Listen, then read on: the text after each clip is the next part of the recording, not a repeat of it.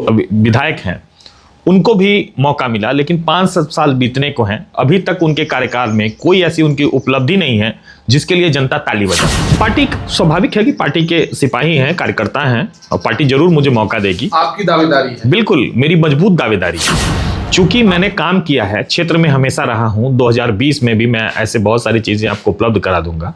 मैं पार्टी के साथ खड़ा रहा। पार्टी ने मुझे टिकट, एक महिला को टिकट देना था सिवान में, पार्टी ने महिला को टिकट दिया, मैंने स्वीकार किया। मैं माननीय मुख्यमंत्री जी के साथ उस मंच पर जहां बाबा हरिराम कॉलेज में खड़ा रहा, मैंने कभी उस नहीं। वैसे भी जो 10 फरवरी को हमारी आशीर्वाद यात्रा शुरू हुई थी, उसमें मेरा स्लोगन ही था कि हमको प्रति वर्ष कम से कम 500 लोगों को रोजगार देना है, ताकि मेरे जो किए हुए वादे हैं वो पूरे हों। और मेरा जो विजन है, सिवान के जीरादेई प्रखंड में हम लोग हैं। जदयू के प्रदेश उपाध्यक्ष विवेक शुक्ला जी को स्क्रीन पर देख रहे हैं। चुनावी वर्ष है, अभी सत्ता में जो पार्टी है उसके प्रदेश उपाध्यक्ष हैं। इनके गृह प्रखंड में हम लोग मौजूद हैं। सर, बहुत स्वागत। बहुत बहुत स्वागत है, बहुत बहुत धन्यवाद। प्रदेश की राजनीति कब तक रहेगी, या फिर माना जाए कि आपकी यहाँ उपस्थिति ये कह रही है कि अब विवेक जी जीरादेई की राजनीति करेंगे? देखिए, यहाँ की राजनीति से तो मैं शुरू से ही जुड़ा हुआ हूँ। जब से जनता दल यूनाइटेड में हूँ, मेरा फोकस हमेशा जीरादेई पर रहा है। लेकिन चुनाव लड़ने का मन हमने अब जा कर के बनाया, क्योंकि जो यहाँ जो पॉलिटिकल सिनेरियो यहाँ देखा कि यहाँ जिन भी जनप्रतिनिधियों को जगह मिली, उन्होंने यहाँ की मूलभूत समस्याओं को कभी समझा नहीं, और समझा तो कुछ अच्छा करने का प्रयास नहीं किया। वर्तमान में स्पष्ट कर देना चाहूँगा कि वर्तमान जो विधायक हैं उनको भी मौका मिला, लेकिन 5 साल बीतने को हैं, अभी तक उनके कार्यकाल में कोई ऐसी उनकी उपलब्धि नहीं है जिसके लिए जनता ताली बजा सके। आपने अभी बहुत सारी बातें की, उसमें एक बात बहुत महत्वपूर्ण हमें लगी, चुनाव लड़ने की बात। जी। तो आप अभी विधानसभा चुनाव लड़ेंगे जीरादेई से? जी, कंफर्म है? पार्टी स्वाभाविक है कि पार्टी के सिपाही हैं, कार्यकर्ता हैं, और पार्टी जरूर मुझे मौका देगी। आपकी दावेदारी है? बिल्कुल, मेरी मजबूत दावेदारी है। आपने दूसरी बात कही कि जो यहाँ के वर्तमान विधायक हैं जी, उनके कामों से आप संतुष्ट नहीं हैं? मैं नहीं, जीरादेई की जनता संतुष्ट नहीं है। सिर्फ मेरी बात नहीं है। आप गांव-गांव में जाइएगा, और जा करके जहाँ कुछ एक जगहों पर मैं जहाँ गया हूँ, वहाँ तक यहाँ तक लोग कहते हैं, जबकि बड़ा आश्चर्य सा होता है, लोग कहते हैं कि हमने विधायक जी को तो देखा ही नहीं आज 5 साल में।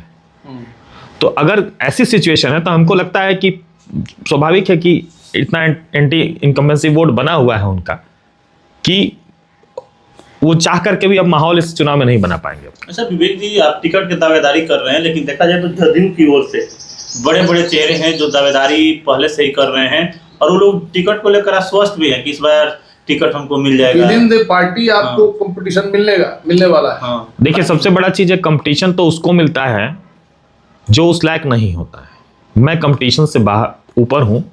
चूंकि मैंने काम किया है, क्षेत्र में हमेशा रहा हूँ, 2020 में भी मैं ऐसे बहुत सारी चीजें आपको उपलब्ध करा दूंगा। मैं पार्टी के साथ खड़ा रहा।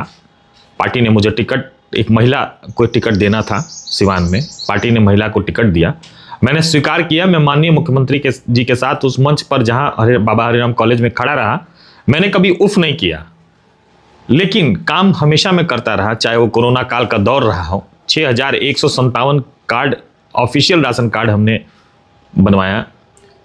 यहाँ पे जो जिस गरीब तबके के लोग थे, कमजोर तबके लोग थे, उनके लिए काम किया। जो लोग हमसे कहते चलेगा, किसी को कभी निराश नहीं किया। जहाँ तक मैरवा का सवाल है, तो सबको पता है कि यहाँ अम्रपाली एक्सप्रेस का ठहराव किसने करवाया था। आज भी उसके सारे प्रूफ गूगल में मौजूद हैं, आप जाके देख सकते हैं। उससे भी बड़ी चीज़ मैं आपको बताना चाहता हूँ कि जेपी यूनिवर्सिटी का सत्र 5 साल विलंबित था, 5 वर्ष विलंबित था, जिसके लिए राज्यपाल से लेकर मुख्यमंत्री से लेकर पूरे सत्र को करवाया, पूरी सारी जनता जानती है। बिहार में संस्कृत विद्यालयों का मुद्दा पहली बार विधानसभा में उठा।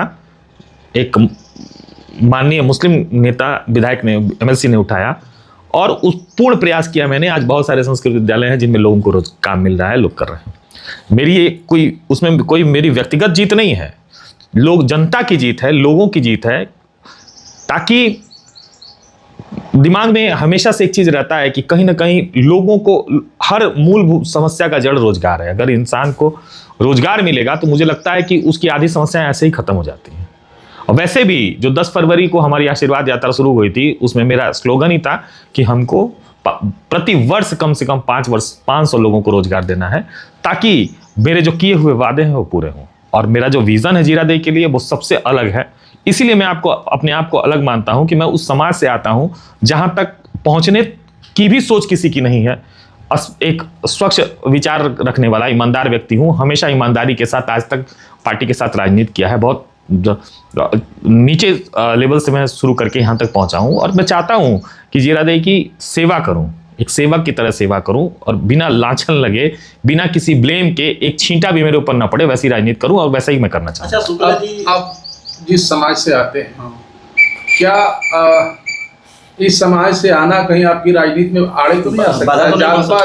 जात पात देखिए, जातिगत राजनीति का दौर जरूर है, लेकिन हमने कभी जातिगत राजनीति नहीं की है। हम कभी समीकरण तो है ना सर? नहीं, देखिए समीकरण एक अलग चीज है। समीकरण एक अलग चीज है। जनता, जो पब्लिक है, जो सम्मानित जनता है, उसको ये सोचना चाहिए कि हमको किसी ऐसे व्यक्ति को मौका दें जो कुछ करने का प्रयास करे, जिसका कोई लक्ष्य हो। चुनाव जीतना ये एक साधारण काम है, कोई बहुत बड़ा काम नहीं। किसी व्यक्ति को टिकट मिलेगा, वो चुनाव जीत जाएगा, लेकिन उसका लक्ष्य क्या होगा, उसका विजन क्या होगा, वो करना क्या चाहेगा, उस विधानसभा का भविष्य वो कैसे तय करेगा, ये सबसे बड़ी बात है। आप एक छोटी सी बात बोलूँ, हम सरकार ने बहुत कुछ किया है। आज डॉक्टर राजेंद्र प्रसाद और मौलाना मजरूल हक की ये धरती है। दोनों व्यक्ति अलग अलग कास्ट से बिलोंग करते हैं, लेकिन हमारे लिए ये सम्मान की बात है कि हमें उन दोनों व्यक्तियों को सम्मान देना चाहिए। डॉक्टर राजेंद्र प्रसाद जी ने सिवान को गौरव दिखाया। हमको लगता है कि अब उसके बाद कोई जो हाइट है उनकी, उसके ऊपर कोई हाइट हो ही नहीं सकती है। आजाद भारत के पहले नागरिक जी, आप इसी प्रखंड के हैं जी, इसी विधानसभा क्षेत्र के हैं जी, इसी विधानसभा क्षेत्र से भारतवर्ष का पहला नागरिक हुआ। ये सम्मान हमें प्राप्त है और इस बात का हमें गर्व भी है। एक जो बात मैं उम्मीद करता हूं कि बड़े उसको आप ईमानदारी से और बिना बेबाकी से आप उसको बेबाकी के साथ कहेंगे जी। टिकट नहीं मिला जी तो विवेक जी क्या करेंगे? ये समय तय करेगा। ये अभी हम नहीं बताएंगे, जनता तय करेगी, समय तय करेगा। पार्टी का सिपाही हूं, मुझे पार्टी पर पूरा विश्वास है कि पिछली मेरे साथ अन्याय नहीं होगा और मेरी सोच जो है एकदम क्लियर है, मेरा विजन एकदम क्लियर है। जिस व्यक्ति का विजन सिर्फ किसी न किसी विकास की तरफ ही हो वो, और मैं आपको इस चैनल के माध्यम से इस रिकॉर्डिंग को रख लीजिएगा कि 365 दिन का मैं आपसे समय लूंगा। 365 दिन में आपको जीरादेई को नया जीरादेई बना के दिखाऊंगा। मुझे 5 साल का समय नहीं चाहिए। लेकिन चुनाव में तो उतना समय नहीं है। नहीं, चुनाव में उतना समय नहीं है। मैं एक बात बोल रहा हूँ, चुनाव में उतना समय नहीं है, उसकी बात की मैं बात बोल रहा हूँ, क्योंकि मैं किसी संवैधानिक पद पर अभी हूं नहीं। जो मेरा विजन है उसको सक्सेस करने के लिए मुझे सामने आना पड़ेगा और पब्लिक जब मुझे चुनेगी तभी मैं कुछ कर पाऊंगा। ऐसे जो भी कार्य होते रहते हैं मैं करता रहता हूँ। हम ये मान के चले कि आप बहुत आश्वस्त हैं कि आपको टिकट मिलेगा? बिल्कुल आश्वस्त हैं, क्योंकि हम आज से काम नहीं कर रहे हैं, हम 2020 से ही लगे हुए हैं। मैं ऐसा नहीं हो कि कल आज मार्केट में आ गया टिकट लेने के लिए, कल चला गया। जो लोग आए हैं वो सिर्फ टिकट के लिए आए, मैं टिकट के लिए नहीं आया हूँ। मैं पार्टी के संगठनिक पदों पर काम किया हूँ। मैंने मीडिया सेल के जेडीयू का मैं संस्थापक सदस्य हूँ। हम लोगों ने स्थापना की है मीडिया सेल की जेडीयू के। तो आश्वस्त इस वजह से हैं कि हम लोग काम करने वाले लोग हैं। हम लोग टिकट मांगने के लिए नहीं है। हमारे पास कोई आता है तो हम सीधा रास्ता उसको दिखाते हैं। आपकी बातों से हमें प्रदेश की राजनीति हमें समझ में आ रही है कि उस पर आप ज्यादा फोकस जाहिर है, इतने लंबे समय तक रहे। स्वाभाविक है। विवेक जी जीरादेई को कितना जानते हैं, इसकी समस्याओं से कितने रूबरू हैं? देखिए, 33 पंचायतों को जानता हूं। उस मिट्टी की जो सुगंध है राजेंद्र बाबू की, उसको जानता हूं।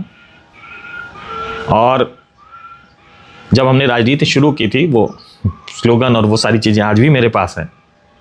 उसमें राजेंद्र बाबू का एक फोटो लगा हुआ था और उस पर लिखा हुआ था साफ साफ कि सिवान ही है मेरी पहचान। तो मैंने अपनी राजनीति को आज तक साफ रखा है, आज तक एकदम क्लियर रखा है।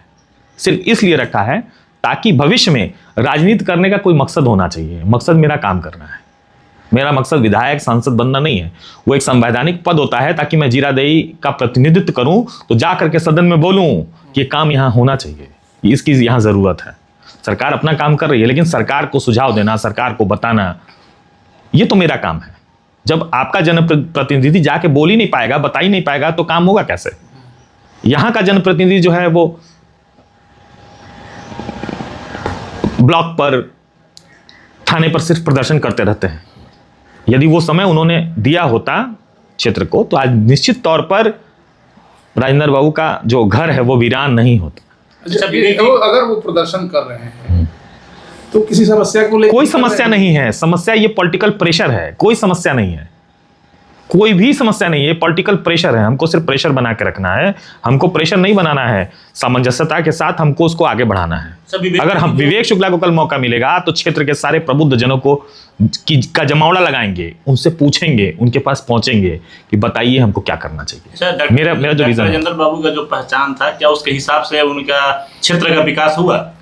देखिए, माननीय एक सांसद ने, आपको पता होगा, जीरादेवी को गोद भी लिया था। बहुत सारे ऐसे काम हुए। पुरानी बात नहीं, पुरानी बात नहीं, बात भले ही पुरानी है, 10-12 वर्ष हो गए, बात भले ही पुरानी है, काम नहीं कुछ हुआ, सबको पता है। घटक दल के ही हैं। नहीं, मैं व्यक्ति विशेष की बात कर रहा हूं, मैं घटक दल की बात नहीं कर रहा हूं। दल, यहाँ दलगत तो सवाल ही नहीं है दूर दूर तक कहीं। मेरे कहने का ये मकसद है कि हमारा एक विजन होना चाहिए, स्पष्टीकरण। यदि मैं कह दूं कि मुझे जीरादेवी को बनाना है तो मैं बना के दिखाऊंगा, और निश्चित तौर पर बना के दिखाऊंगा। जब भी कहीं किसानों के फसलों की बात आती है, जब भी माने छोटे छोटे मुद्दे पर यहाँ के लोगों, यहाँ के जो जनप्रतिनिधि हैं, यहाँ के जो लोग काम करना चाहते हैं, जो टिकट चाहते हैं, जो चुनाव लड़ना चाहते हैं, उनको इन सब चीज से कोई लेना देना नहीं है दूर दूर तक। वो कभी जानने की कोशिश भी नहीं करते हैं। कहीं जाएंगे किसी मांगलिक प्रतिष्ठा कार्यक्रम में या किसी भी कार्यक्रम में जाएंगे, 4 उनकी फोटो फेसबुक पर अपलोड हो जाएगी या सोशल मीडिया पर अपलोड हो जाएगी, बोलेंगे मैं इस कार्यक्रम में गया, फलाने गांव में था, फलाना क्या हो गया। ये उनकी राजनीति का अंश है, मेरी राजनीति का ये अंश नहीं है। मेरी राजनीति का ये अंश है कि मैं जाता हूं, मेरे फोटो अपलोड नहीं होते हैं, कभी नहीं होते हैं, जाके देखिए। का जमाना है, ठीक है, 4 फोटो अपलोड मेरे, तो आपको शिकवा नहीं, शिकवा नहीं है, मेरे उनसे ज्यादा फॉलोअर हैं, आप जाके देख लीजिए। मेरे उनसे ज्यादा फॉलोअर हैं, मेरे पेज पे उनसे ज्यादा फॉलोअर हैं। कभी भी आपको जो करना चाहिए वो आप नहीं कर रहे हैं। आपका क्या टारगेट होना चाहिए वो आप उसको नहीं कर रहे हैं। आपको सिर्फ टिकट देने से मतलब है। मैं आज मैं अगर दावेदारी अपनी मेरी बनी हुई है, ऐसे नहीं बनी हुई है, अपने कार्यों के हिसाब से बनी हुई है। चलिए सर, एक अंतिम बात रहेगी, हम लोग वीडियो ज्यादा लंबा न बनाएंगे। आप प्रदेश स्तर की, जैसा कि मैं कई बार मैं इस बात को कह चुका हूँ इस वीडियो में, अगर कोई आपको नहीं जानता विवेक शुक्ला को, आपको उन्हें बताना हो को कौन है विवेक शुक्ला, तो क्या बताएंगे? विवेक शुक्ला सिवान के, पहली बात, इस देश के एक नागरिक हैं,